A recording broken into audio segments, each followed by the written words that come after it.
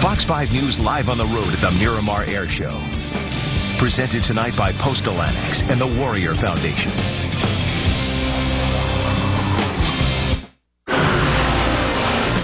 Pilots, planes, and fire-breathing dinosaurs. It's the world-famous Miramar Air Show. From an exclusive look at the most advanced fighter jet in the world to the crowd favorite Robosaurus. Plus, the secret weapon at Miramar that helped win a war. All on Fox 5 News at 6, live on the road. And good evening. I'm Kathleen Vade, and we are, in fact, live from the world-famous Miramar Air Show on opening day. Oh, my goodness. I'm Erica Fox, and do we have it in store for you tonight? We've got our Jen Carlman. She's standing by along the flight line where all the aircraft land and take off. We also have our Lauren Nancaro in the studio with all of the news of the day. There's a lot to get to, but before we get to those guys, we want to tell you what we're going to be doing from here and sort of set the scene, because we have a very unique, in fact, unprecedented view of the Miramar Air Show. We are on a cargo riser. We're 20 feet up in the air as we speak, and we've got all this military might behind us from around the world, in fact, and we're going to take you through all that static aircraft that you and your family can tour throughout the entire weekend. Yeah, if you're afraid of heights, this is not the spot for you at all. Or if you're clumsy, we've got a few close calls. All right, we're going to be taking an inside look at the F-22 Raptor. This is the pride and joy of the Air Force. It wasn't here last year. It was here a few years back, but there's a lot of excitement around that. We're also going to be showing you the Robosaurus. So this is like a transformer-like dinosaur. It actually spits fire and can crush a car or a plane. We're going to be showing you more. That's really exciting. We're also going to be taking you inside some Marine Corps lingo. You know how they speak that language here on the base? It's like, what are they saying? We're going to explain it to you. Yeah, it's one acronym after another, and it means absolutely nothing to me. So I'm going to be paying attention for that pop quiz. Well, something else that is a frequently asked question here, I talked about all these aircraft behind us. Well, they always have Marines and pilots posted around answering questions for everyone. And the most popular one is, how did you become a pilot? So today, we'll take you on that path from college to the cockpit and how you can become one of the best or one of these elite pilots, which are so impressive. And we also have a bit of a history lesson, a secret weapon right here at Miramar that helped win World War II. But first, we want to turn things over to our Jen Carlman. She's standing by live along the flight line with way out there. The sights. Yeah, she's way back there. All the sights and the sounds of the first day of the show. Hey, Jen. Hey, ladies, man, I tell you, fire-breathing dragons and Robosauruses, I am in. This is such a great show for the family. This year did not disappoint. It's quiet now, which actually doesn't happen very often at the air show.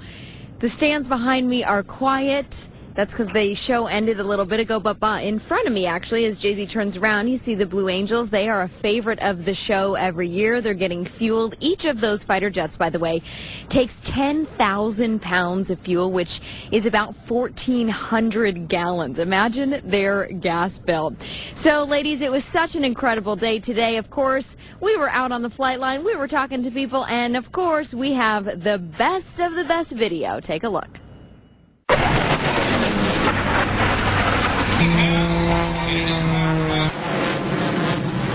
There aren't many things that draw as many oohs and ahs as the Miramar Air Show. The sounds are deafening, but the sights are oh so cool. The Blue Angels were once again a crowd pleaser, dancing in the sky at 1,200 miles an hour. It's great. It's really impressive. It wouldn't be an air show without some serious explosions and fire. The flight line lit up thanks to the MAGTF demo, or Marine Air Ground Task Force. Off the flight line, the fans could get up close and personal with the Marines, sailors and soldiers, and pilots themselves. What's the question you get asked the most often at the show? Is there a rocket inside?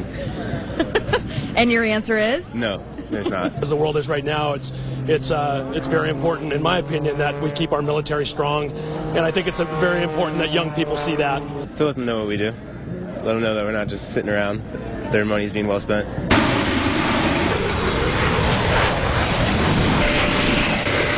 Besides all of these really incredible aircraft, one of the coolest parts of the air show is actually the weather. A few showers sent people scrambling for shelter, which, though unconventional, wasn't hard to find. They don't seem to be fazed by it. They seem to be enjoying it, so I guess it's fine. In the clouds is where Brad Woodard and his team of Navy leapfrogs prepared for their demonstration. They call it the hop and pop, because once they hop, they pop their parachutes. You can't really do that in a lot of branches in the military without a lot of training like we've done. So when we jump out at 2,000, we are a little more on our toes. We don't get nervous. You're just more anxious to get out of the plane. So at 2,000 feet, the chute opens quick and the ground comes fast. Good way to put it. The ground comes fast. If you want to come out to see the air show, we certainly would love to see you. It runs tomorrow and Sunday from 9 to 4. By the way, there's a twilight show tomorrow at 5:30. It runs until 9. Directions, parking rules, you know where you can find it all on our website, Fox 5 San Diego. Just click on the Scene On tab. And Kathleen and Erica, two last things that make this year extra special. The Marines are celebrating 50 years of space flight. It was in 1962 that John Glenn orbited the Earth for the first time. And they're also celebrating 100 years of aviation in the Marines. So for that, I say cheers on this Friday. Ladies, back to you. All right, thank you so much. And yeah, it all really began right here in Naval Aviation in San Diego, so we really have a lot to be proud of. Now, Jen showed you everything that was happening today, and there's so much to take in, but probably two of the most talked about and popular things, or attractions you could call them, is that Robosaurus that she mentioned, that fire-breathing, I guess it kind of looks like a T-Rex, and also the F-22 Raptor. Exactly. These are two must-sees at the air show. Let's see why.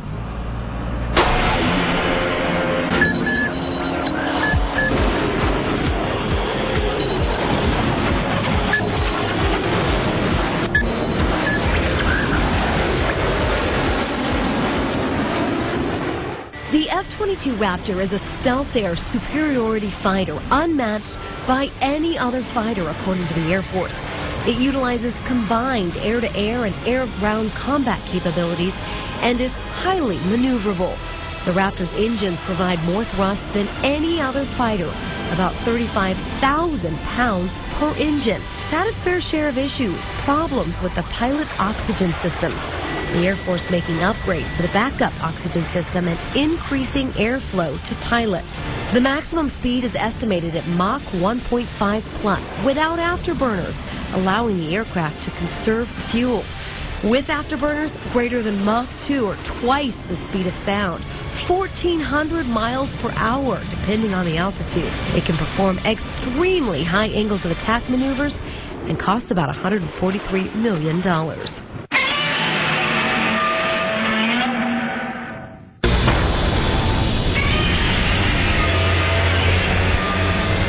Also on the list of air show must-sees, the civilian-owned Robosaurus, known as the world's largest transformer. In less than 2 minutes, it can go from a semi-truck to a 40-foot-tall dinosaur. It uses hydraulical arms and claws operated by a pilot who sits inside the cranium.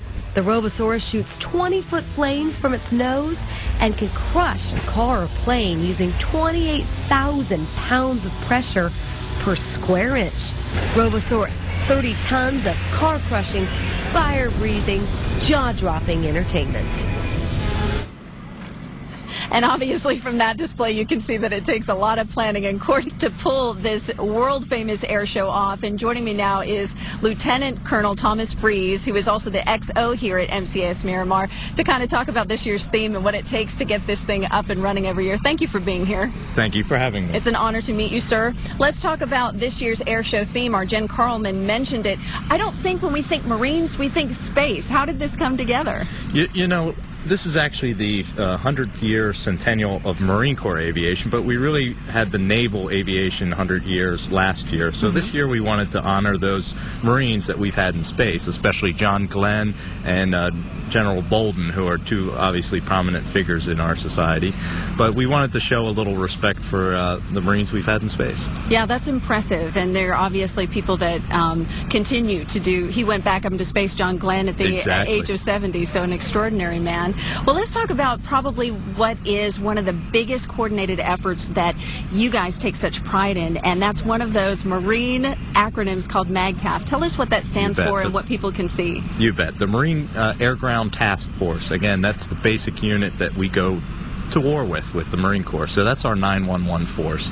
And with the MAGTAF, what we're showing you is an integrated air and ground force that is logistically self-sustaining and really goes out there, and that's how we win the battles that we fight in. So it's the coordination of sky and ground forces, correct? Exactly. That integration with the logistic support and a command element is really what makes our MAGTAFs. And you know, how do you coordinate that? So there must be incredible amounts of communication between the air and the sky. I mean, what's going on in the radios when we're seeing all this? You'd be surprised. It's actually rather quiet because a lot of it is really down to timing, a lot of practice, and a lot of what we call chair flying. So we've gone through these maneuvers, done what needs to be done well prior to even stepping into the airplane. So once it's out there, it's just on the clock. Everybody knows where they are, and that's how we execute it. How many air shows would you say you have taken in?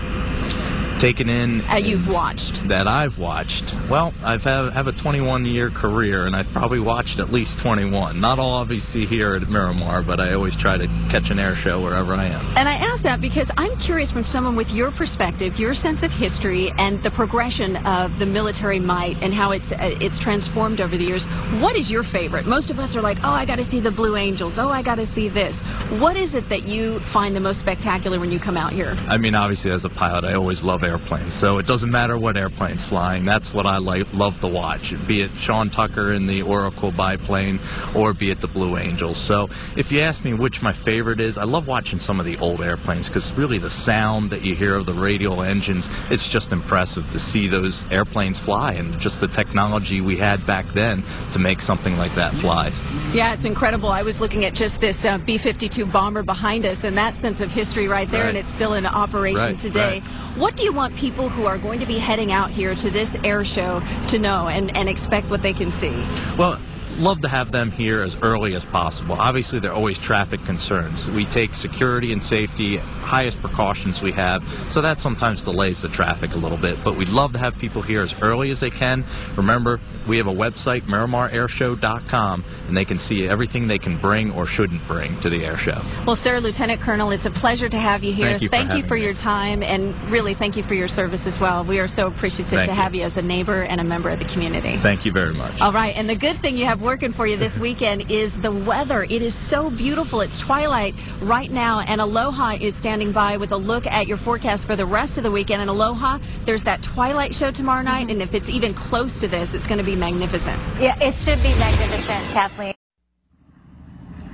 Welcome back, Fox 5's special coverage of the Miramar Air Show. If you're wondering how high we are up on this platform, this is a good indication right here. It's a staircase up to our 20-foot high platform, so you have a bird's eye view of the entire air show, and what a view it really is. Yeah, we asked for a room with a view, and we got one. We thank them so much here at Miramar for that, this movable cargo riser. Let's hope they keep it here. Stay put for at least the next hour, right? Well, we want to tell you what's coming up in this very special edition of Fox 5 News at 6, live on the road.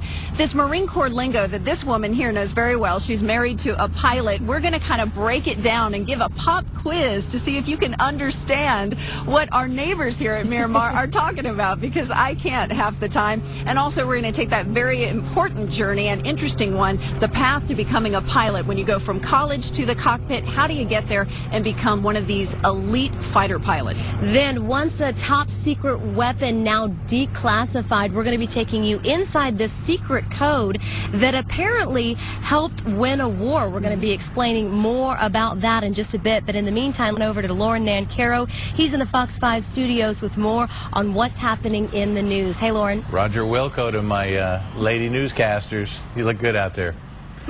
A memorial service for one of the 3 San Diegans killed in the attack in Libya last month is underway, and it's happening right now in Encinitas. Friends, family members, and neighbors of former U.S. Navy SEAL Glenn Doherty are gathering outside Doherty's former home in Encinitas. It's on Rodney Avenue. That's where he lived. It's blocked off for the event. A total of 4 Americans were killed in the attack on the U.S. consulate in Benghazi, Libya, that happened on September 11th. Well, fed up with crime, a special volunteer citizen patrol will be helping San Diego police patrol the streets of Ocean Beach tonight. Volunteers plan to meet at Tower 2 Cafe on Santa Monica Boulevard at 9 p.m. before splitting up into groups of 3 or more. But the volunteers won't be reacting to the crimes or confronting criminals themselves. Our job is not to take action. Like, we're not vigilantes. We call the police. The police know what we're up to. They have our backs. Now, organizers say continuing the patrols beyond this weekend is a possibility depending on how successful they are this weekend. Well, the Space Shuttle Endeavour is on its last mission to the California Science Center. The shuttle left LAX early this morning. Endeavour flew 25 missions in space, and people are calling it the 26th mission. The 12-mile journey to the Science Center is the shortest distance the shuttle has ever traveled. It's scheduled to arrive at the Science Center tomorrow night. Well, space just happens to be the theme of this year's air show. Let's go back out to Kathleen and Erica for more. Yeah, and we're kind of up in the stratosphere, getting kind of close. We're 20 feet up on a riser and have this gorgeous view here for our special edition of Fox 5 News at 6. Thanks, Lauren, so much. Now, the most frequently asked question you'll hear on the tarmac when people are getting to view all these aircrafts, that there's so many back here to look at, the history is phenomenal, is how do you become a pilot? And I take an inside look, taking you step by step at what you need to do to become one of the folks that fly these aircraft. So you want to fly one of these, or maybe this one. How about that? How do you begin? It starts in college. Staff Sergeant Jeremy Murray is in the process right now at SDSU. I think it's just something I always wanted to do since I was a kid, and in high school it's kind of been a long-term goal. Military pilot hopefuls take an extensive aviation test and have to do well. It's very challenging, especially with the downsizing of the military. The scores are just becoming more competitive, as well as their grade point average and their physical fitness tests. Next. From here, I'll go to the basic school in Quantico, Virginia. And then after that, I would go ahead and get into the pipeline for flight training. So I go to Pensacola and do the flight training there. So once you go through flight school, there's a selection process, and you choose which aircraft you are based on how you do in your flight school class.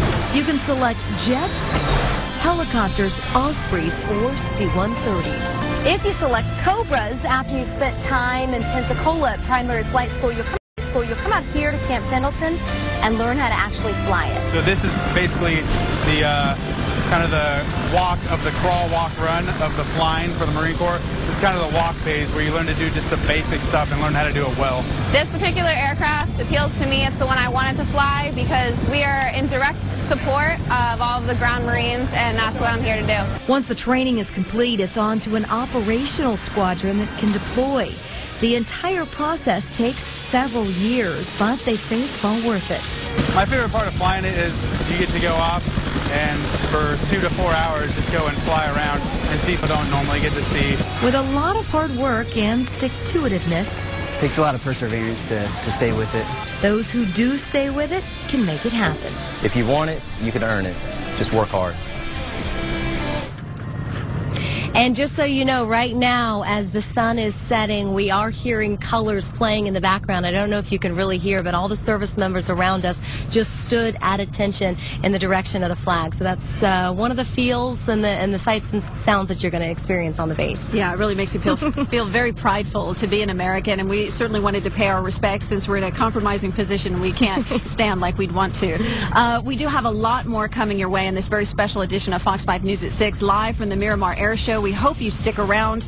We're going to welcome back. You are getting a unique perspective, kind of a behind-the-scenes look of Fox 5 News at 6 live on the road from opening day of the Miramar Air Show. We've been broadcasting since the top of the 6 o'clock hour, and we'll go all the way to 7 o'clock, and we have a lot to share with you this evening. Once you're on the base, you're going to be hearing probably a lot of different types of language, a lot of acronyms, and we took an inside look at what all of this military lingo really means. I actually got a crash course. Call me brave or crazy or both, I don't know which, from a drill instructor. So if you like to be yelled at, this is the segment for you.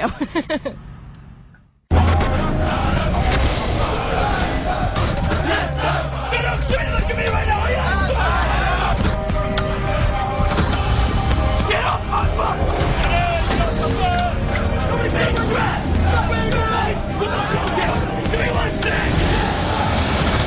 Marine Corps recruits are getting off the bus and straight into a culture shock, which includes a new language. Once they get here, that's all they're going to hear, that terminology.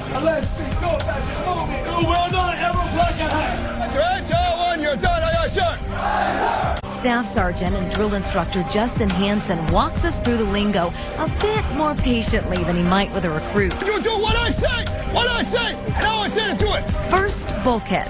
Bulkhead is a wall. To the bulkhead! The bulkhead! Aye, aye, sir! Aye, sir! On the left, stick your stand! Yes, sir! That stick is a pencil. Ink stick is a pen.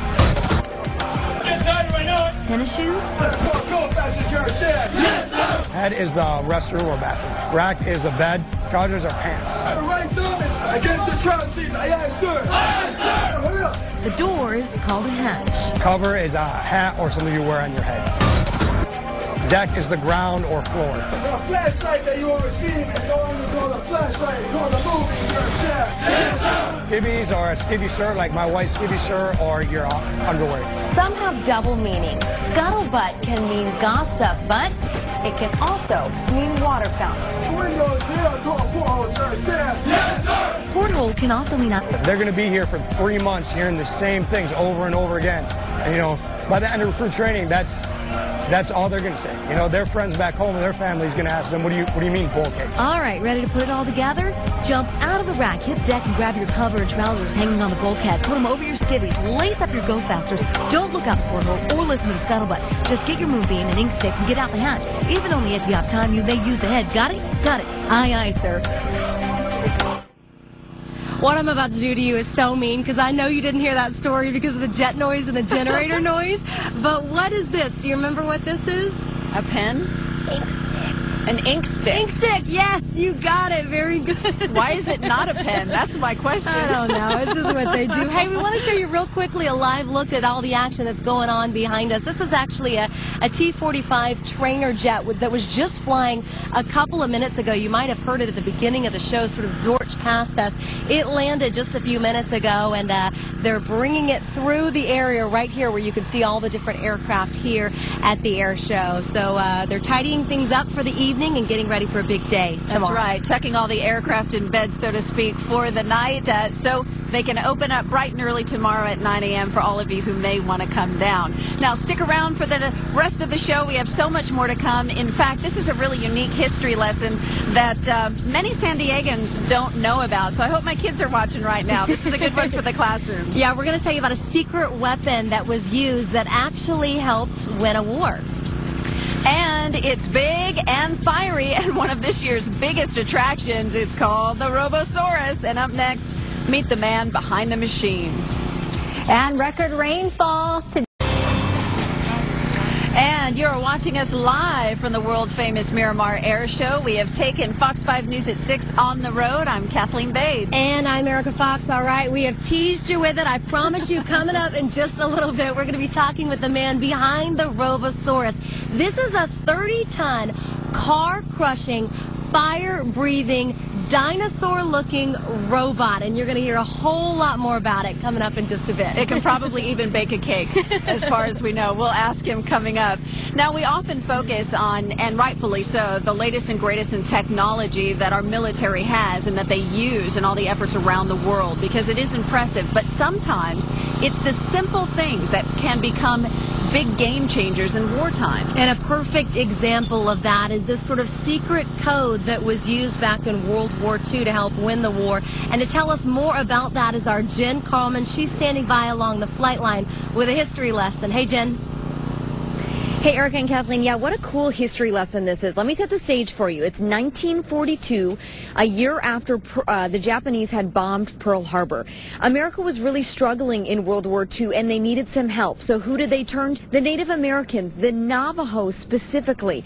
That partnership would really change our history in this country, and they were so significant in the war effort, there was a movie made about them called Wind Talkers.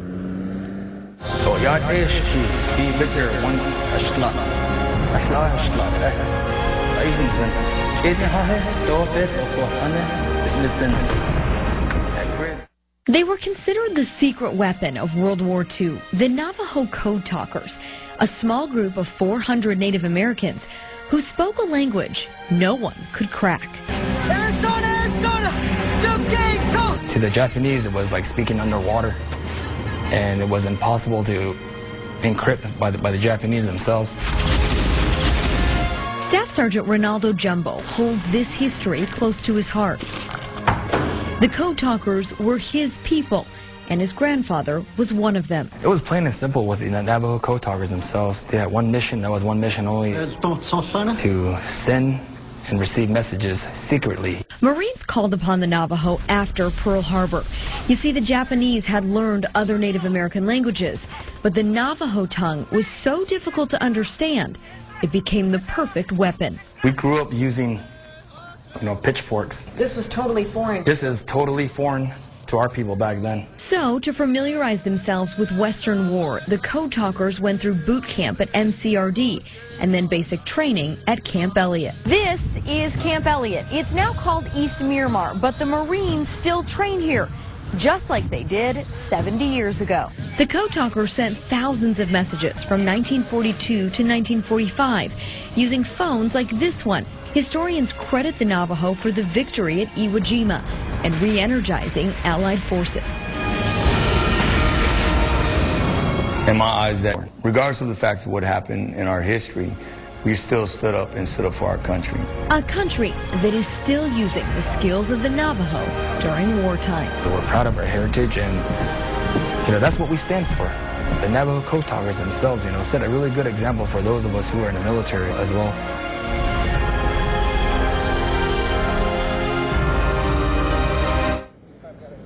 What a cool story. The Navajo code talkers' code itself remained classified until 1968. That's when the government finally declassified it.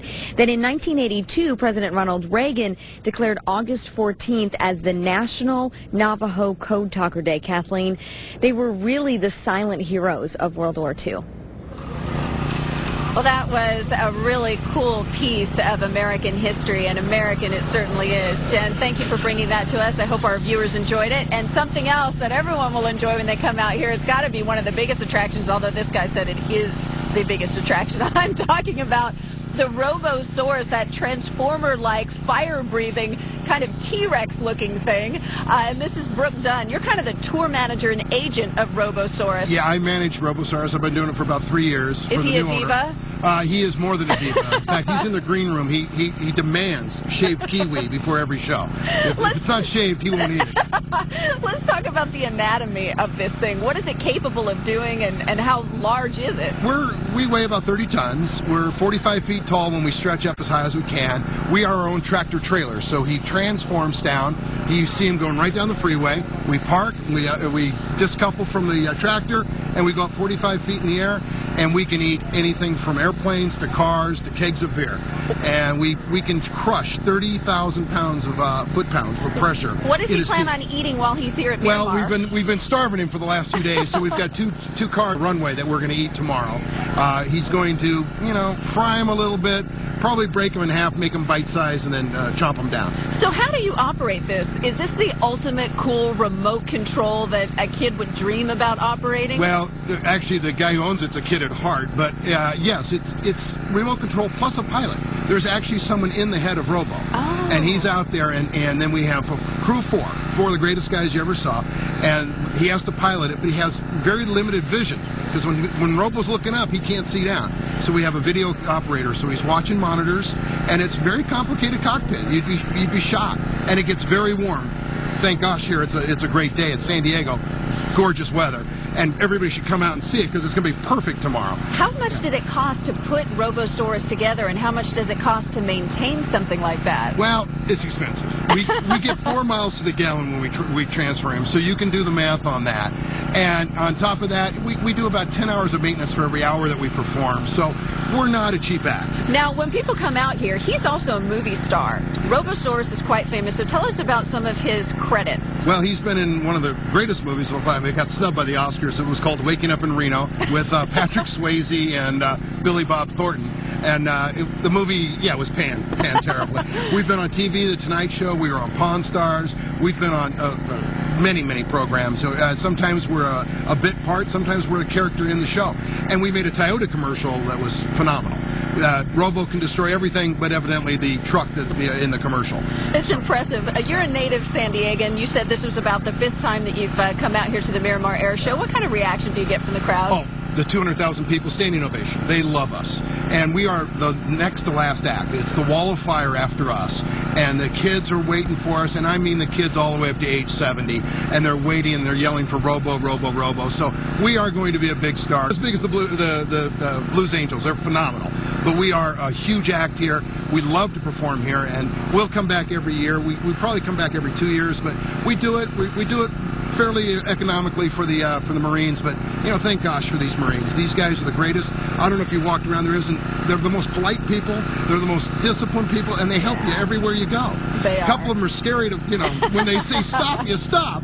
But no, we have like Robosaurus who's got your back, so you should be okay. Well, we'll protect the border, and we'll protect whatever else you guys need us to protect, and we'll eat whatever you guys want us to eat tomorrow. Okay. Well, we could do some trash compacting tonight. That would be great. We could help clean up. You won't be able to drive out of here, but we'll get the car out of here. All right. We'll keep that in mind. Brooke Dunn, a pleasure to meet Absolute you. Pleasure. It sounds like it's going to be a spectacular show. Robosaurus coming to a Miramar Air Show near you. Now let's run down some of the particulars so you know what to expect for tomorrow, because, parking is always an issue as well, so you want to arrive early. We've already heard that. Tomorrow and Sunday, the show is from 9 a.m. to 4 o'clock in the afternoon. The Twilight Show is tomorrow night, and I got to tell you, the sunset out tonight is gorgeous. The weather is beautiful, so that might be a wonderful option for you. That goes from 5:30 to 9. And if you're looking for directions, parking, and rules, I definitely advise going to fox5sandiego.com and clicking on the Scene On button, because I got to tell you, it'll make your day run a lot more smoothly. Right now, though, we want to send it back inside to the Fox 5 studios, and my Welcome back to Fox 5's special coverage of the Miramar Air Show. You're taking a live look right now from the ground at our 20-foot platform that we are on top of, covering all of this for you. We've got a bird's eye view of all the aircraft here. What a spectacular show this is. This is one of the biggest and best air shows in the entire country. And Kathleen, I don't know about you, but the sun went down just a little while ago, and I'm feeling a little shiver right now. I know, I was going to say, there's also a little bit of a breeze up here. If you may have noticed, my hair's been in my face for half an hour, and it is a bit of a wind chill. And I know just the person who can tell us more about what's going on with this weather. Let's turn it on over to meteorologist.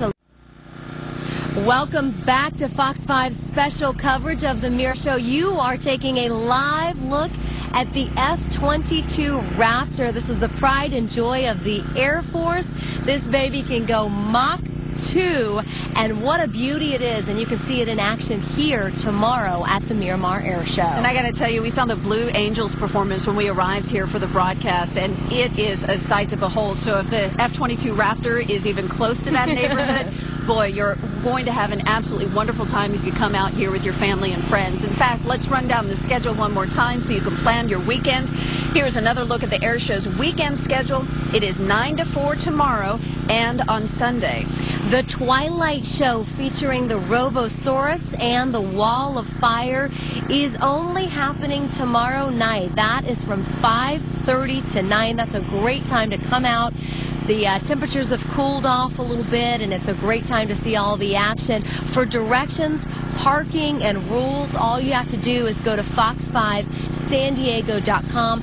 Click on the Scene On tab. Have we mentioned the fact that this air show is free? So no excuses not to come out here and check out all the action. In fact, the only charge is if you want a special seating in the grandstand. That's something you can look into. And again, fox5sandiego.com has all that information for you. And you might want to check it out before you come out and assess the parking situation, because arriving early is recommended. Now, speaking of the morning, the temperature is going to be a little chilly in the morning hours. Saturday, 60 degrees, and we start out at 8 a.m. By 5 o'clock, though, about 76 degrees. So the weather cooperating nicely. A lot of beautiful clouds out here, so it'll be a wonderful backdrop. On Sunday, 64 degrees when you wake up at 8 a.m. and come on out. Gates open at 9, and 5 o'clock, 80 degrees. So we're in for a bit of a warming trend. It should be a wonderful weekend for all. It's been spectacular to take Fox 5 News at 6 live on the road here at the world-famous Miramar Air Show. Thank everybody here for giving us such a wonderful venue to broadcast to you live.